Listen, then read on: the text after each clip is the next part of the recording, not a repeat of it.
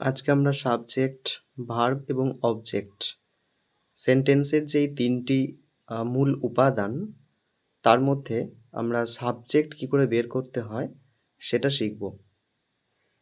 প্রথমে লেখা আছে আই প্লে ফুটবল। এখানে ভার্ব কোনটা? প্লে হচ্ছে ভার্ব। তো ভার্বকে কে বা কারা দিয়ে প্রশ্ন করলে সাবজেক্ট পাওয়া যায়। প্লে মানে খেলা করা। কে খেলে? আমি খেলি। তাহলে আইটা হলো সাবজেক্ট।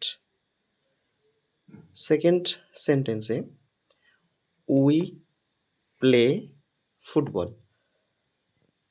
ভার্বকে আমরা কারা দিয়ে প্রশ্ন করে যেটা পাবো সেটাই হবে সাবজেক্ট। কারা খেলে? আমরা খেলি। সো উইটা হলো এই বাক্যের subject. Next, you play football. কে খেলে? তুমি খেলো। তাহলে এই বাক্যের ইউটা হলো সাবজেক্ট। তারা খেলে, তাহলে এখানে কারা খেলে?